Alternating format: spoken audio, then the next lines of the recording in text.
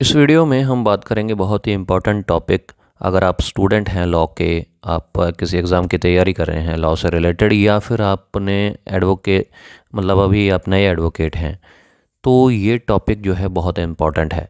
Caveat. देखिए caveat होती क्या है, अगर सिंपल शब्दों में बात करें कि कैविएट क्या होती है तो इसका मतलब आप समझ लीजिए कि बीवेयर, मतलब किसी को सावधान करना। अब इसमें क्या है कि जो कैविएट होती है उसमें सीपीसी के अंदर जो सिविल प्रोसीजर कोड है उसका जो सेक्शन 148A है वो बताता है कि right to lodge caveat. Caveat का मतलब क्या होता है, आपको सिंपल तरीके से समझाने की कोशिश करूँगा ताकि एक एक वर्ड आपको समझ में आ जाए। जो कैविएट लगाता है उसको क्या बोलते हैं, कैविएटर। जो फाइल करता है ये पटिशन, और जिसके खिलाफ, जिसके अगेंस्ट कैविएट लगाई जाती है उसको बोला जाता है कैविएटी। अब कैविएट लगाई क्यों जाती है?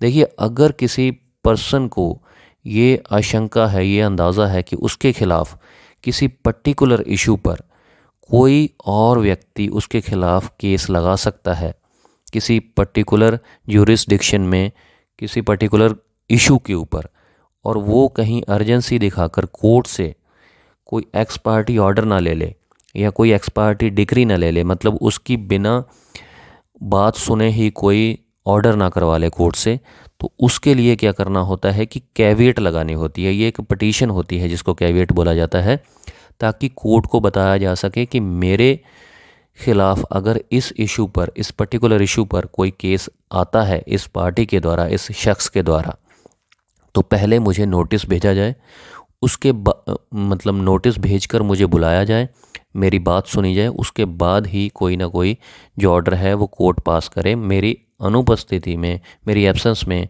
कोई मुझे एक्स पार्टी करके कोई भी ऑर्डर या डिक्री पास ना की जाए, तो उसके लिए ये कैविएट लगाई जाती है। अब इसमें और डिस्कस कर लेते हैं।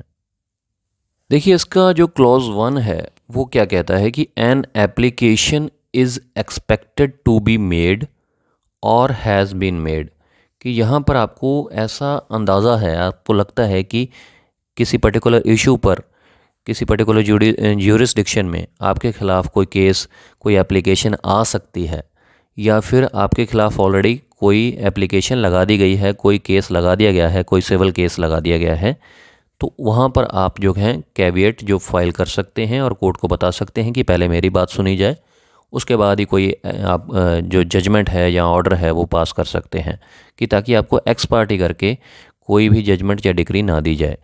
एक्स पार्टी का मतलब होता है कि किसी एक पार्टी को बिना सुने ही और दूसरी पार्टी को जो है वो रिलीफ दे दिया जाए। कई बार क्या करती हैं कोई पार्टीज़ कि अर्जेंसी दिखा के, कोर्ट को अर्जेंसी दिखा के कि मैटर बहुत ही अर्जेंट है, और दूसरी पार्टी को बिना नोटिस करवाए ही कोई ऑर्डर ले लेती हैं। तो कैविएट इसी के लिए फ़ाइल की जाती है कि आपको एक्स पार्टी करके कोई भी ऑर्डर कोर्ट ना सुनाए। और इसकी जो ड्यूरेशन होती है कि मतलब ये कितने दिनों तक इफ़ेक्ट में रहती है, जो कैविएट आप फाइल करेंगे वो कब तक इफ़ेक्ट में रहेगी, तो कैविएट पटिशन जो है वो 90 दिनों तक, 90 डेज़ तक इसकी ड्यूरेशन रहती है। कि जैसे आपने आज कैविएट लगाई किसी कोर्ट के अंदर, तो 90 दिनों तक वो इफ़ेक्ट में रहेगी। 90 डेज़ के बाद वो ऑटोमेटिकली अपने आप जो है वो सस्पेंड हो जाएगी। उसके बाद आपको फिर से कैविएट लगानी पड़ेगी अगर आप लगाना चाहते हैं, तो ये 90 डेज़ की इफ़ेक्ट में रहती है। अब इसका जो नेचर है ये प्रिकॉशनरी नेचर की होती है, मतलब सावधानी आप कह सकते हैं कि एक तरीके से आपने कोर्ट को सावधान किया कि आपने उस कोर्ट को बताया कि मुझे भी नोटिस किया जाए, मुझे भी बुलाया जाए अगर मेरे किसी पर्टिकुलर इशू पर मेरे खिलाफ़ कोई केस लगता है। तो देखिए इसमें सबसे ख़ास बात यह है कि ऐसा नहीं है कि आपके खिलाफ़ किसी भी इशू पर अगर कोई केस फाइल होगा तो आपको नोटिस किया जाएगा। आपको कोर्ट को बताना पड़ेगा कि ये पर्टिकुलर इशू है, अगर इस इशू के ऊपर मेरे खिलाफ़ इस पर्टिकुलर पार्टी के द्वारा कोई केस लगाया जाता है तो आपको कैविएट में नोटिस भेजा जाएगा।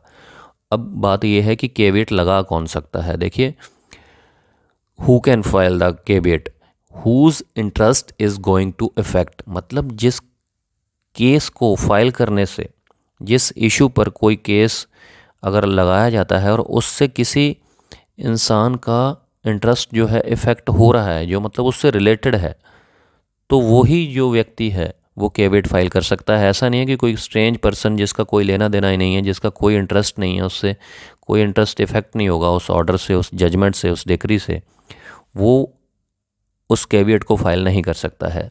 उस कैविएट को सिर्फ वही इंसान फाइल कर सकता है कि जिसके ऑर्डर होने से, जिसके एक्स पार्टी ऑर्डर होने से, जजमेंट होने से या एक्स पार्टी डिक्री होने से उसके इंटरेस्ट को इफ़ेक्ट हो। तो ये सारी चीज़ें जो हैं कैविएट के अंदर आती हैं। उम्मीद करता हूँ आपको क्लियर हो गया होगा। सिंपल तरीके से आपको समझाने की कोशिश की है मैंने। काफ़ी इम्पॉर्टेंट टॉपिक है ये और इसमें क्वेश्चंस बहुत आते हैं।